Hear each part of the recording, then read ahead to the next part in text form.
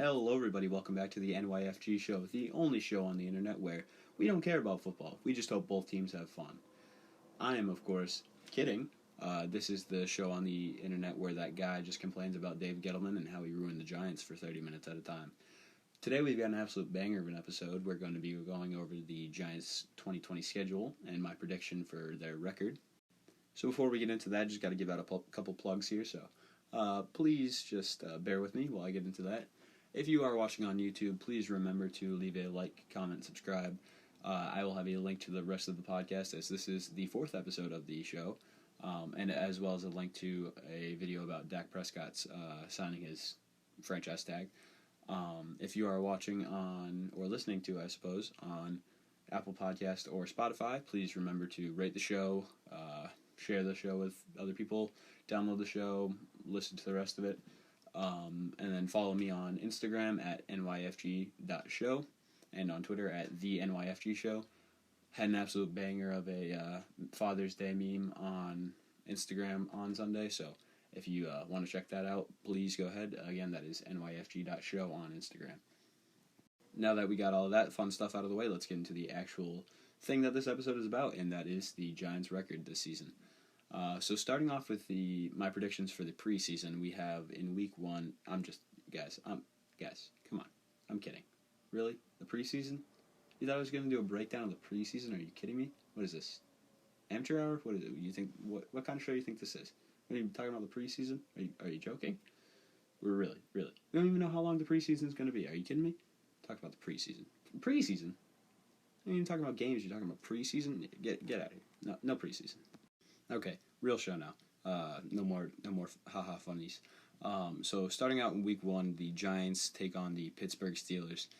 Before I really go in depth onto each game here, I just want to say that I have 4 games that the Giants are locked in to lose this season. They are guaranteed losses, as far as I'm concerned. I'll tell you what each one of them is when we get there. The first one is going to be this week in week 1 against the Pittsburgh Steelers. I mean, I don't know what you want me to say. It's a guaranteed loss. I don't know if everyone here believes that Pittsburgh is that team. I think they are. They are unbelievable on defense, just absolutely stellar defense. With the trading for safety Minkah Fitzpatrick last season really just put them over the top. Defensively, they are unbelievable. And now that Big Ben's back, if he can put together one last ride with them, they're going to be a special team to look out for this season. They were a borderline playoff team last year without Big Ben. Going back every week between Mason Rudolph and Duck Hodges, this is going to be a real team. Watch out for this. So, first guaranteed loss of the season comes against the Pittsburgh Steelers in week 1. Final score, I had no idea. Come on, really? Final score? How am I supposed to know? Okay, but for real. First real breakdown of the season is going to be in week 2 against the Chicago Bears. I have the Giants winning this one, and that might be a little bit surprising to some people, but believe me, I forgot to tell you that I used all of the data, all of the science, and my big brain to compile what I thought the best possible record prediction was for this team, and I really believe in the Giants to take this one for some reason. I don't like the Bears this season. They're still in a horrible quarterback situation. When you have 2 quarterbacks, you have no quarterbacks, unless you're the Saints, and Taysom Hill is not really a quarterback. But they are in just not a good situation there. I feel bad for them in a way because they've been a quarterback away for 2 years now, and it's not unlucky because they're idiots for taking Mr. Trubisky over Mahomes and Watson, but, it's not fair to the fans. So, yeah, I felt bad for them for the last few years. Their defense is still absolutely stellar. Really just great defensive guys. I don't even have to really break them down. Khalil Mack, the secondary is unbelievably gifted and really good unit, but I don't have to get into their defense. The keys for this game and how this game could end up going either way is going to be look for Anthony Miller, Bears receiver, to have a breakout game in this one possibly. If the Bears end up winning this one, it will be because of this guy, because wide receiver number 1 for their team, Allen Robinson, will get the man coverage of James Bradbury, and Anthony Miller will guard the coverage of who knows, because as of right now, the DeAndre Baker situation is not looking good. So, who knows who that guy will be playing against. I believe in him as a talent going forward, so that could be a key to this game.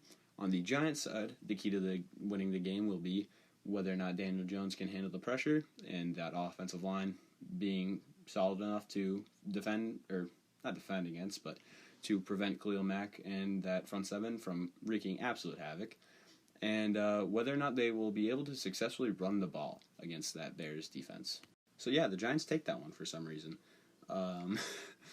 And week 3, the Giants take on the San Francisco 49ers after coming from the Super Bowl game, which they lost last season. I've got a really good feeling about the Giants in this one for some reason. Just really feel like they're going to win this one, and of course I'm kidding. Obviously, we all watched football last year. The Giants are not going to win this one. This is one of my guaranteed losses for the season. If you think the Giants are going to win this one, you are like the most delusional of fans. And I still love you, G-Men fans, you guys are the best, but really we have to be realistic here. No, we're not going to take this one. We saw them play last season. They did not lose anything in free agency. The Giants' run defense is still atrocious, and they destroyed the Green Bay Packers in that NFC Championship game when they could not defend the run. Guess who was there? Both of our key free agent signings this season besides Bradbury. Your boy's favorite Giants player, Kyler Fackrell, and Blake Martinez. So, yeah, we're going to get destroyed on the ground in that game. That's going to be the key to that one, if you can even call it that. This is a locked-in loss for this one. And the only way the Giants win this one is they don't. They can't. It's too bad, but yeah. Up next in week 4, the Giants take on the Los Angeles Rams. Still feels weird to say that, but that is the case. They are the Los Angeles Rams. In case you guys have not seen their garbage new uniforms and logo. It's horrible. It's bad. It's bad. It's really bad. I don't know what you want me to say. It is bad. No synonyms for this one. It is bad. If you haven't seen that yet, don't go check it out because, again, they are really bad. Kind of like their team this year. The Rams, how the mighty have fallen from that 2018 Super Bowl run, which they did not win, of course, but they have made a lot of poor financial decisions in the last few years that have led to kind of the blow-up of the team. The Rams are not going to be good this season. That's kind of is it even a hot take? Because they are not going to be good. Trading for Jalen Ramsey last season did not achieve the effect that they definitely thought it would achieve. And they're just not going to be that good. They can't rely on Cam Akers the way they relied on Todd Gurley when they were really winning games. Jared Goff is not the guy. Let's see how good Robert Woods is when he's demanding number 1 coverage. It's just, they're not going to be good this season. Locking that in now. And the Giants are going to take this one in week 4. One of the key things to watch for in this game, and this might not actually be one of the reasons either team wins or loses the game, but it'll be interesting to see who gets the coverage of Jalen Ramsey on the Giants receiving core. Of course, that largely depends on who's lined up outside. Yes, that is correct. Whether that's Slayton or Tate or Shepard. My prediction is that it's going to be Shepard on the outside, because I think both Tate and Slayton will probably end up being in that slot kind of role. But it will be interesting to see who the Rams say is that number 1 guy that really needs Ramsey's coverage. This is going to be by far the best lockdown cornerback they played to this point. It's not Richard Sherman. He's not good at football anymore. You can try to convince me otherwise. You will fail. He is not good. But yeah, he's the best lockdown cornerback they play at this point in the season. So it'll be interesting to see who guards who gets the coverage of Jalen Ramsey. That's something to look out for. See, again, the key to most of these games is going to be how successfully the Giants can run the ball. That takes a ton of pressure off of Daniel Jones. I think that Saquon Barkley is going to be one of the best if not the best running backs in football this season. So huge breakout from him. I'm going to get into that in another episode, but I think that's going to be the key to winning a lot of games this season. Other than that, not a ton to look out for. But yeah, I think the Giants are going to win that one. Up next, and my personal least favorite, the Giants take on the Dallas Cowboys in Week 5. Absolutely hate the Cowboys. As a Giants fan, it's a prerequisite. You absolutely have to. But I do unfortunately think the Giants are going to lose this one. That's kind of how it is. The Cowboys have had the Giants' number over the last few seasons, even though the Cowboys have not been good by any means. 8-8 last season with one of the best rosters on paper in football, and you only winning eight games. I still don't think the Cowboys are that team yet. It's not their year, even though they say that every year. But the Giants are still going to lose this one. I do not have them. Actually, no, I won't get into that. I'm not going to get too much into that one because I'm going to go really in-depth about the whole NFC East and basically how I think everything's going to pan out this season for them and who's going to make the playoffs and all that in a different episode. So I don't want to get too in-depth here. I don't think the Giants are going to win it at first. I don't think they're ready yet at that point in the season. That might be a hint about something later, but I don't think they're ready at that point in the season to take on the Cowboys. On paper, that team is still very good. They'll find a way to mess it up, similar to what the Browns have going on, but I don't think the Giants win that one. Week 6, the Giants take on the Washington football team. I don't know if I'm allowed to say it looks like that's kind of a rough situation right now, so I'm not going to get into it. The Washington team, it does not matter because they are not very good at football right now. And that is why I have the Giants winning that one in Week 6. Keys to look out for. Just to see Chase Young play football is going to be exciting. That Dwayne Haskins and Daniel Jones debate is going to go on for as long as they're both in the NFL. So that's always going to be fun to watch. But the Redskins are still not good right now. They have some young talent that I'm interested in, kind of like the Giants almost, but I think the Giants are a little bit better right now. The Redskins are the only team in the division I have the Giants sweeping, which means, of course, winning both games in the season. So just do with that information what you will, but I think the Giants win that one in Week 6. Up next, the Giants take a trip to the city of brotherly love in Week 7 to play the Philadelphia Eagles. I have the Giants winning this one. We finally do it. I don't know off the top of my head what the Giants' record is against the Eagles in the last few seasons, but I know it has not been good. The Eagles just have the Giants' number it seems like every season. It doesn't really matter if the Giants are the best team in football and the Eagles are the worst team in football. The Eagles find a way to make life a living hell for the Giants. And, that's what division rivals are supposed to do, so it's okay. It's not okay, but I think we finally do it. I think we finally win this one. Keys to look out for, again, most of these games are going to rely on the success of the running game for the Giants. To see if Carson Wentz can stay healthy for most of the season is going to be a huge key. Of course, they did lose their Pro Bowl right guard, Brandon Brooks, to a torn ACL. Hate to see that. That's awful. And it seems like most of the receiving corps is still pretty banged up, same issue as last year. So early on in this season, I think the Eagles are going to struggle, and I think that's why the Giants are going to take that one. Up next, the Giants take on absolutely nobody, and I am not talking about the Jacksonville Jaguars. I mean, they have a bye week. And if you're following along at home and you're a big math guy, you would know that the Giants are 4-3 at this point in the season, which I was surprised about. I was amazed to see that the Giants were 4-3 by Week 8, their bye week. I was shocked. I did not think they were going to do that. The Giants actually have a relatively tough schedule this season, so to see that in my mind, it makes me happy. It gives me a little bit of hope to see that they would have a winning record at their bye week. I'm not going to give you great expectations. It doesn't go great from here, but it's the bye week. Let's move on to the next one. Good thing the Giants just have the bye week at this point of the season because in Week 9 they take on the Tampa Bay Buccaneers, is what they like to be referred to now. Yuck. On paper, this team should be disgusting.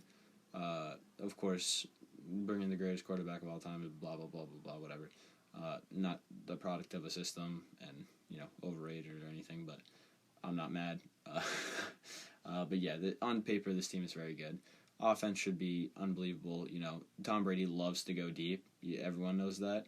So he should be able to just bomb it to Chris Godwin and Mike Evans. As we all know, that's what Tom Brady does. He doesn't just dink and dunk screenplays.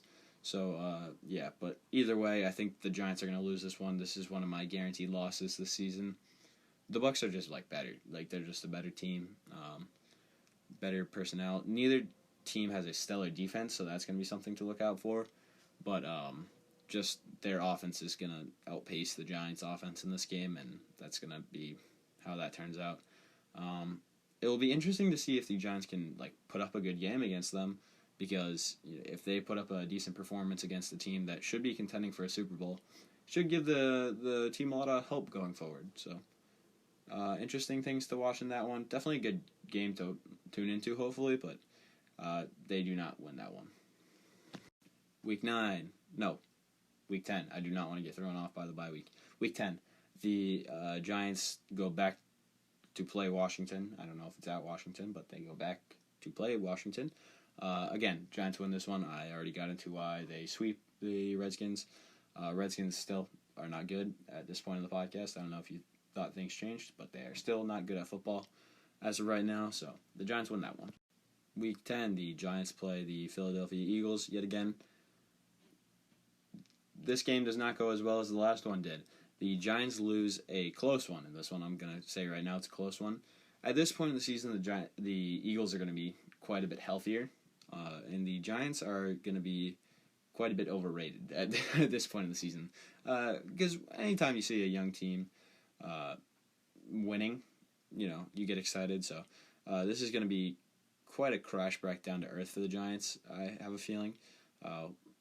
Who knows? Of course, all of these are barring any serious injuries or unforeseen circumstances. Now more than ever, you can not be certain at all that any of these predictions are going to hold due to even coronavirus. A player could be diagnosed with or be tested for COVID-19 and just have to sit out for 2 weeks. And if that's your starting quarterback, what do you do?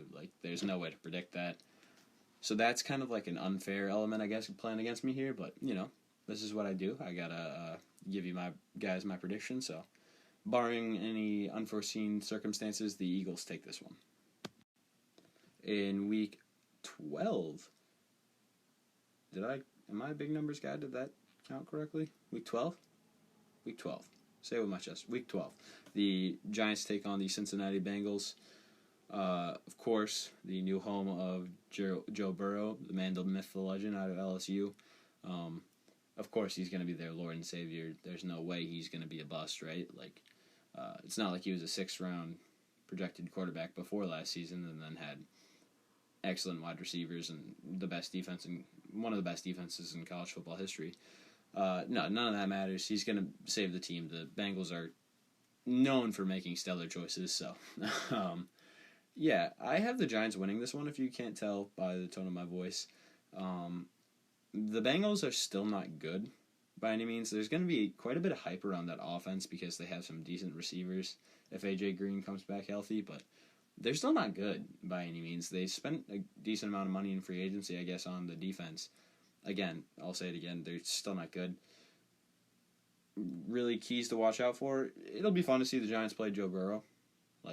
Straight up, I'm interested to see that if he's the starting quarterback at that point in the season. I don't know if the Giants' defense gets torched by him. That's going to be pretty embarrassing, a rookie quarterback. But not really too much interesting stuff happens in this game. But the Giants take it. Tough game up next. The Giants take on the Seattle Seahawks. This is not one of my guaranteed losses. I believe we're up to 3 of the guaranteed losses already. This is not one of them. Although I think it is pretty close to one. I think for some reason I'm giving the Giants a fighting chance. I don't know why. It's just something telling me. On paper, this should be a guaranteed loss. The Giants have no reason to stay up to pace with a Russell Wilson-led Seahawks team. They should not be able to play that game. But for some reason, there's always one where the like one game that the Giants shouldn't be in that they are, and that's my Seahawks game this season. So I don't think the Giants win this one, but I think it's going to be closer than it should be. So keys to look out for. Russell Wilson just being an absolute stud and a really good guy.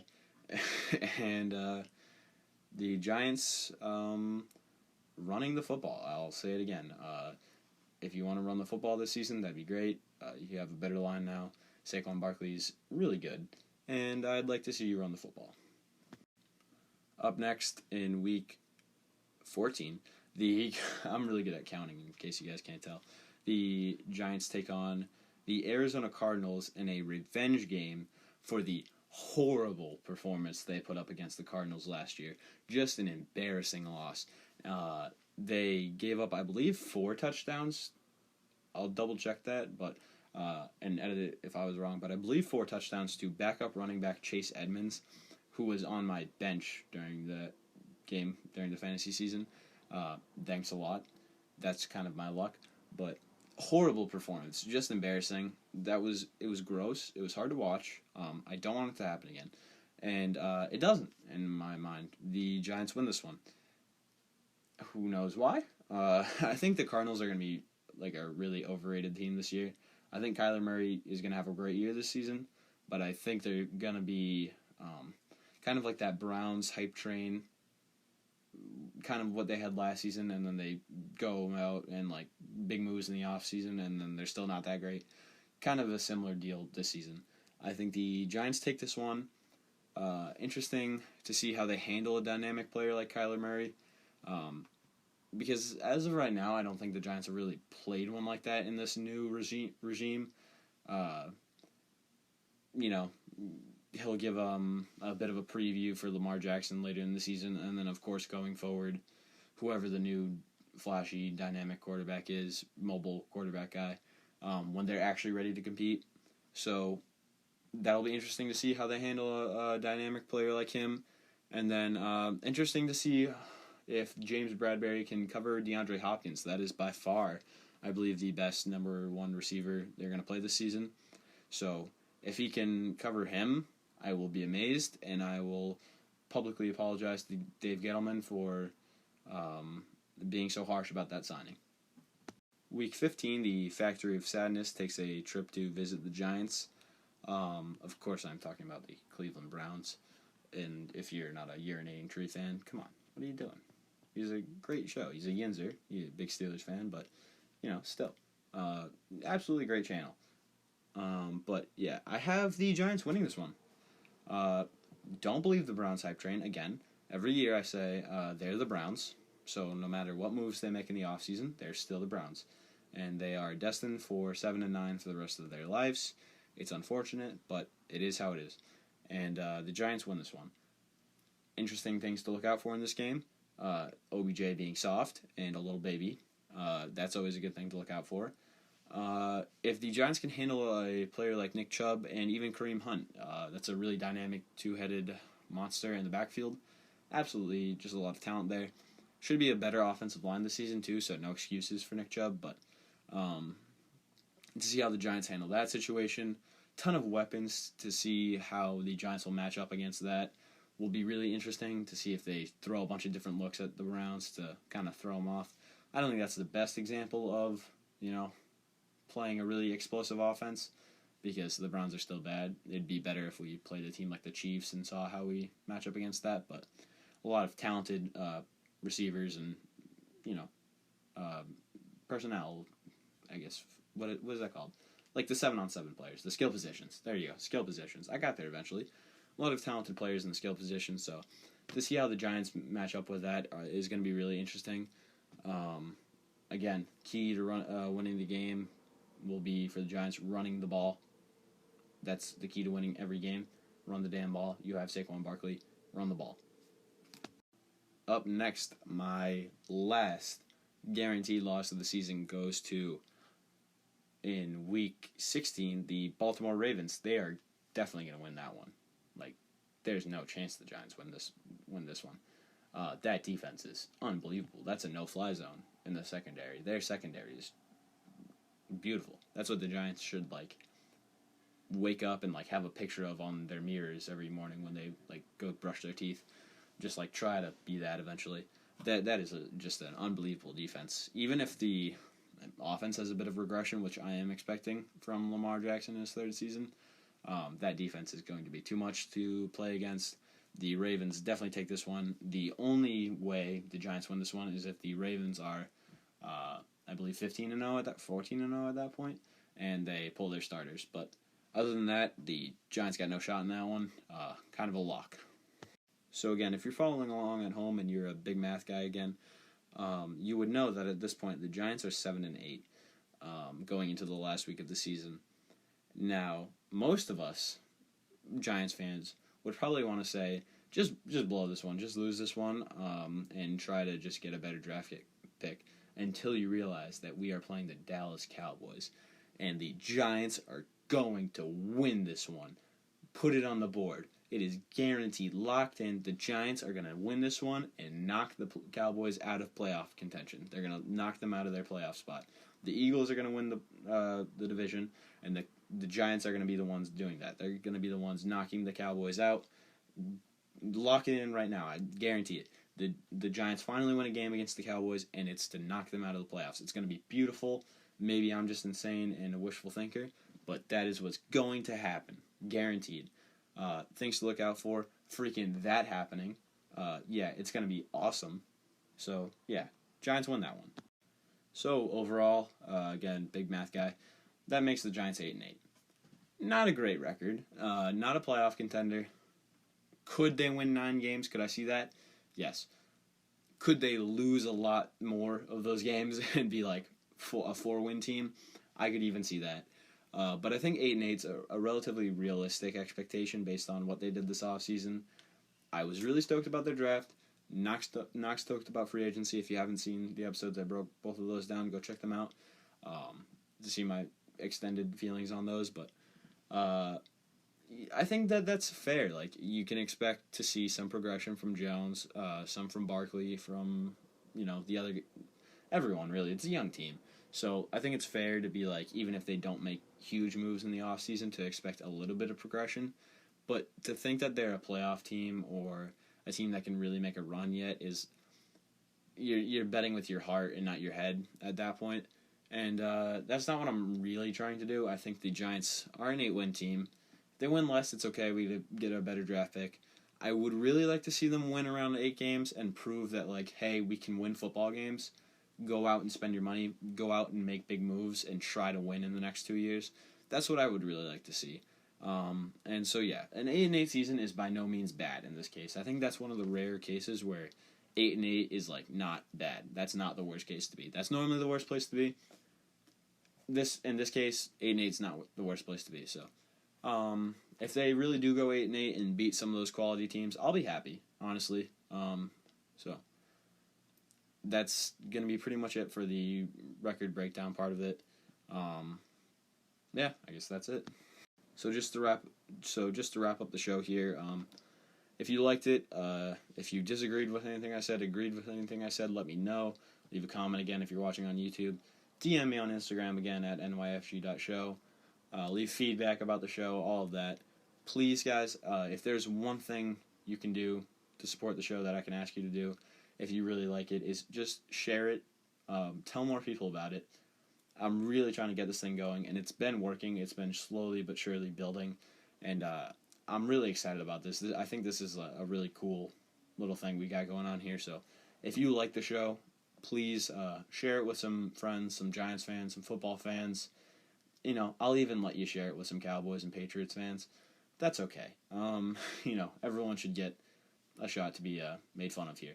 So, yeah. But other than that, guys, that's going to be pretty much it. Thank you so much for watching, for all the support. And, yeah, that's it. I'm out.